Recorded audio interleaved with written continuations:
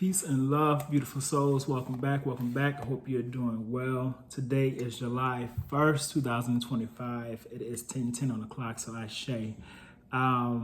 We're back at it. I hope you're doing well. We are now halfway through this year, 2025. And so much has happened in my world, and I'm pretty sure a lot has happened in your world. So we're going to go ahead and get started. I do have a few words I want to share before we get into the reading. I'm going to be lighting up multiple incense today as I will be doing this daily to cleanse out the home. So the first we have is Palo Santo.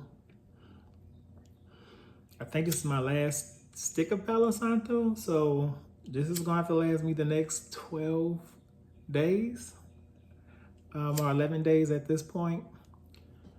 Ashe. I've been working with sage a lot as well daily. So we're going to put some sage on it. As you see, I've been doing a lot of saging around the home. Ashe, giving thanks. And then I also have Patchouli, I believe it's called. It's a great incense. It smells wonderful.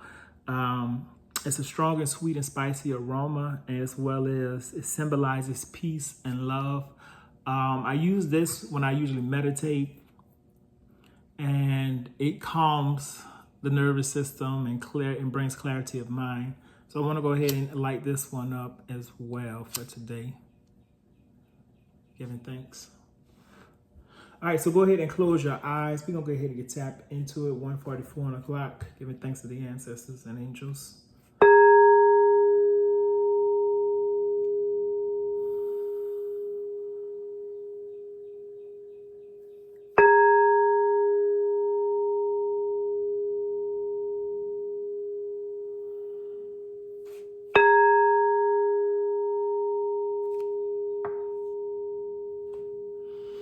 Dear God, Source, the Most High, Creator of all, giving thanks for another day, another opportunity to be on this earth, asking for guidance to continue to have clarity of mind and a heart filled with love and compassion and empathy.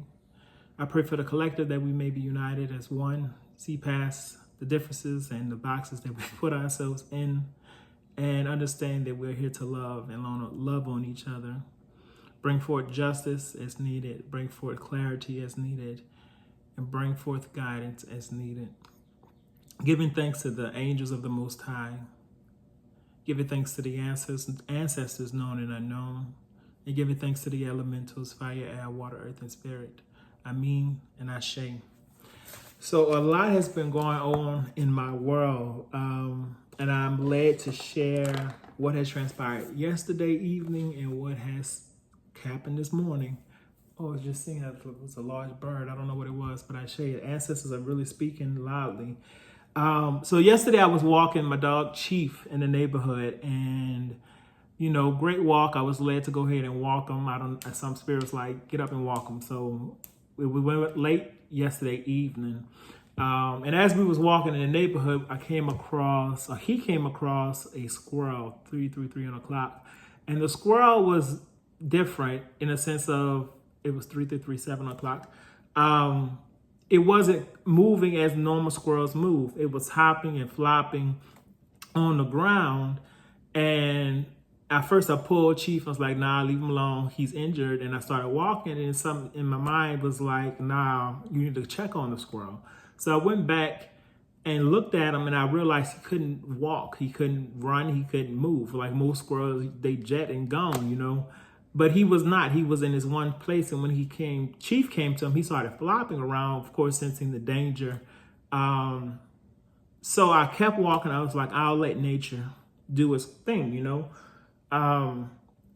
Continue to walk, and then he came back up on my mind. I was like, I have to do something.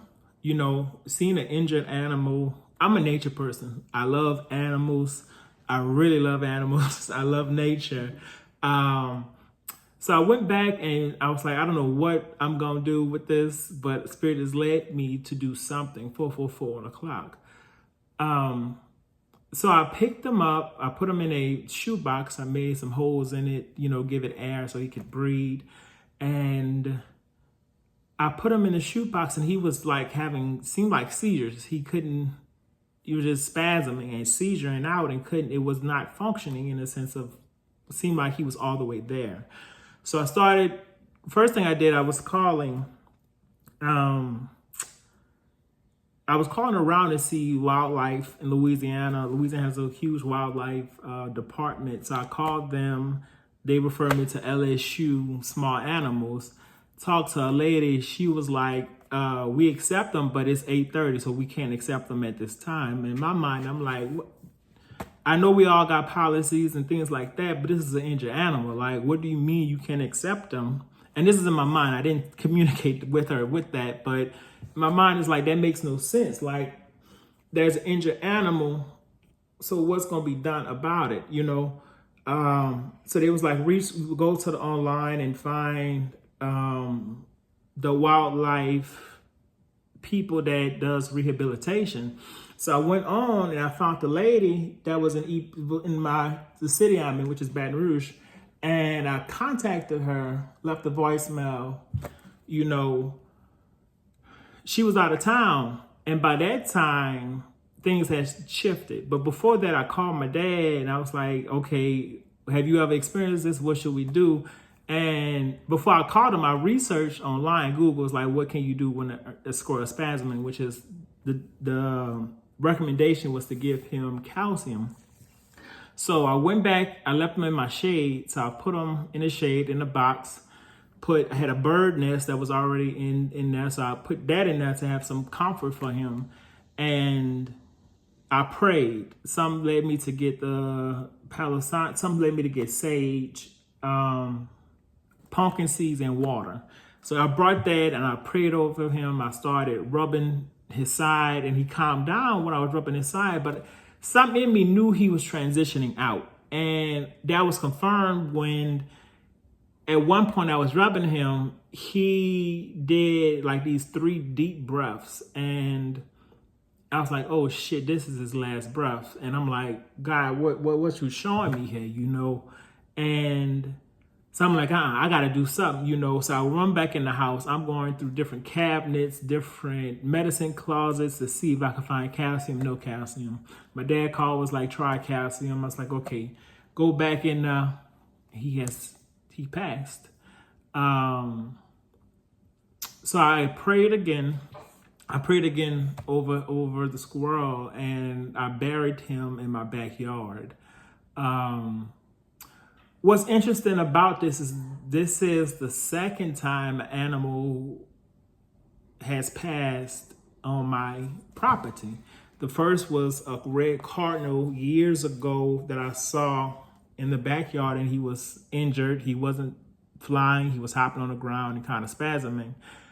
Did the same thing, prayed, and then a few minutes later, he was no longer with us. So in that, reflecting on that, I realized there's always messages in everything. I don't believe anything is a coincidence. So when I researched, this is what came up as far as seeing an injured squirrel or deceased squirrels. The first thing is that old cycles must come to an end. And I resonate with that so much because my life is transitioning in so many ways. It is nothing like the last 33 years in which I've been on this earth and I'm engaging in so many things that is bringing about greater awareness and knowledge in different aspects. Rebirth for greater is another thing that came up, and we're in a season of rebirth. We're in a season of change. A lot of us on this planet, and I definitely resonate with that, being that most of the things that I am indulging or involving myself with and learning about, most people don't, because they consider it taboo when it comes to spirituality and really honing the gifts that you have. Beyond that, I know on this earth, I'm destined for a lot. I know that I have goals, and I'm chasing those goals, but it's a time to understand that preparation is needed, resourcefulness is needed, and a balance is needed. When I've seen the balance, I was so out of balance prior. And it has taken a while to become balanced. And when I say balance, I mean mind, body, spirit, divine masculine energy within, divine feminine energy within, 10 on the clock, Ashe. Balance, and it definitely mentally and mind. I would take on so much things that did not belong to me. And I'm not in that season. I've released that 10:22 on the clock. In addition, transitions and transformation. I'm resonating with that because that's where I'm at. As I shared before, I'm moving, and that's a huge transition. But I'm embracing it with so much gratitude and so much faith that this season, this next chapter is I'm ready. I feel it, and when you be able to feel it within, and you claim it, and you take ownership over your life, and you take ownership by not being dependent or looking for things external. Everything you need is within. Yes, there will be guidance on the external. Yes, there will be support, but grounding yourself and taking accountability for your life will change your life. 11:11 on the clock. Another thing that came up is that squirrels are playful, lighthearted, and enjoyment. I shared in a reading a few days ago that I had a dream to where my essence and aura and energy in which I was operating was lighthearted, playful, and of enjoyment and true love. And many of my past situations or happenings or experiences lacked that. And I lacked that because I was not balanced. I've worked work, and very little play, very little enjoyment. That stems from several different things. One would be, the way I grew up and how I grew up and how I perceived how I should be versus authentically living my truth. 12:07 on the clock, which is my birthday. So Ashe. And I'm no longer in that. I'm no longer chasing for approval, validation, friendship in the sense of neediness. 12:22 on the clock. Relationship in the sense of being unbalanced. All of those things has been worked on and continue to be worked on for the last few years. And it's such symbolic to see an animal as such as a squirrel, and I love them because they're so playful, they're family oriented. All you see, for me, they run around my house in my yard all the time. But also understanding that we all have seasons. We all are here for a moment, and it's a small moment when you look at it in the large scheme of life. That we're here for a small moment. We have to cherish life. We have to be present in the moment. And that's also connected to my ayahuasca ceremony, in which the message I received was being present. A lot of times I was not present in the past. And I think it stems from suppressing trauma. Different forms of trauma. It showed up in ways in which my inner child was not there, present, or loved on, or showing compassion, and I had to take ownership of that to shift my life and change my life. And the last thing I have here is that change is coming. So all that. That experience, I went to sleep. I took a shower after I buried him. And it was I didn't feel sad about the squirrel death. It was more of a reminder of honoring life and being present and knowing that we are going to transition at one point. It doesn't have to be a fearful thing, but we have to acknowledge that. And in acknowledging that, awareness can come about how we are living in the present moment. Are we truly living, or are we existing? And I say that because on my journey, I have witnessed society and in which how many people are operating as zombies. So many people are focused on the past, 1441 and 1444 on the clock at Shane. So many people are focused on the past or the future, and not in this present moment. And for me, when I see this and witness this or experience this, It's a reminder to be present. And it's a reminder not to judge others. It's a reminder to bring my awareness to be in this moment in this time. And I hope that makes sense or resonates with you who are watching. But I was led to share this morning, today, during this reading. And I may just do another video for the reading. So in saying that change is happening and saying that, being resourceful, I woke up this morning to an email that I rather check 5:37 o'clock, I shade. And it was an account that I had money in, and I forgot all about it. Like, I literally didn't realize I had anything in that account. 15:55 on the clock, 15:51 early on the clock. And I was so happy to see that, going through this transition has been an experience, but God has shown me that, and Spirit has shown that we're always here for you and for your greater good, and we are protected, you're guided. All things work out in divine order and divine timing, and it's upon us to trust that. Spirit is leading, and I'm allowing Spirit to lead my life, and God lead my life. And I say those words interchangeably: God, Most High, Spirit. However you work with it, it's good for you. For me, it just flows because it works for me.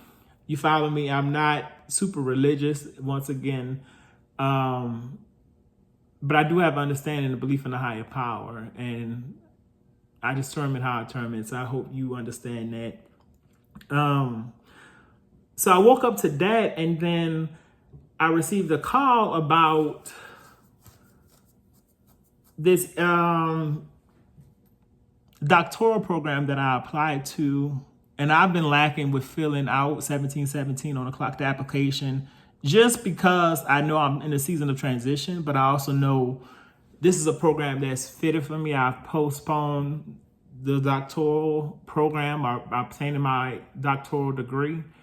And that's time for a change. And I do see that everything happens for a reason, and that's a reminder to get on the path that is going to continue to elevate where I'm at, my knowledge, and increase knowledge. So it's been an interesting last 12 hours, I would say. And I think the overall message that I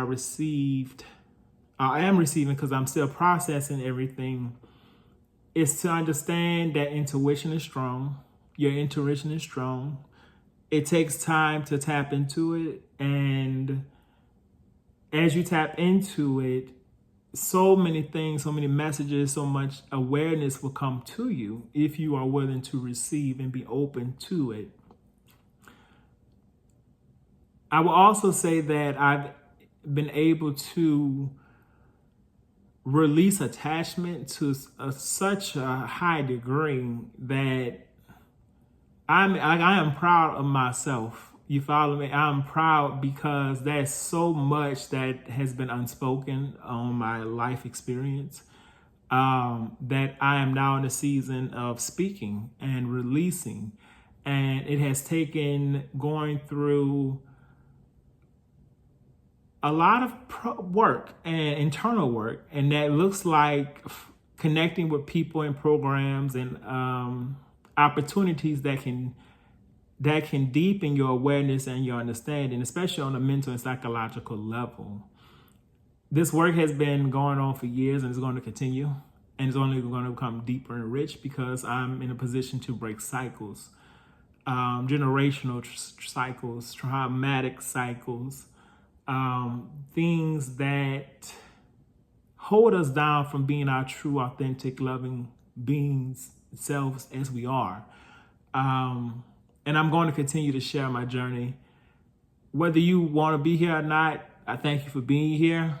Whether you stay or not, I appreciate you. I love you. And one of the biggest things that I've learned is to open my heart. I tell you, it's been a journey to keep it open, but it's not even work to keep it. It's more so the awareness to allow and release. And with that, the Moldavite stone I've kept this on myself for years, and it's continued to, I see the impact it has had and continue to have. And I'm not just saying it's all Moldavite. No, there are so many tools and so many things that I have done and continue to do that has me where I am on this journey. 2022 on the clock. So I'm bringing this to you because we are now in the second half of the year. Whatever you claim for yourself at the beginning of the year, you still got the opportunity to do it. A lot of times we fall off our goals. We fall off the things we desire. And a lot of times they can come from programming, what we have in our mind, the belief systems that we cling to, the people we associate with that no longer align with us, the habits in which we have that no longer aligns with us. And that can include anything. That can include any distractions that you continue to have to numb yourself or avoid what is. We no longer have time for that. Spirit no longer has time for that with you, because we are all destined for greatness.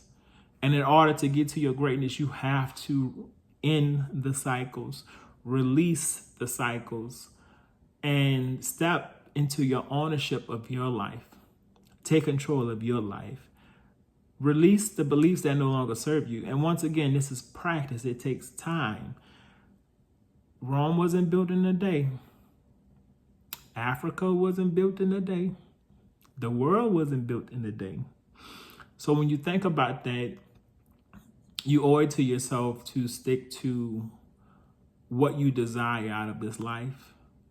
And beyond desire, that's higher levels of emotions than desire. Desire is actually a lower level. Emotion, peace, love, and enlightenment are more so the higher frequencies.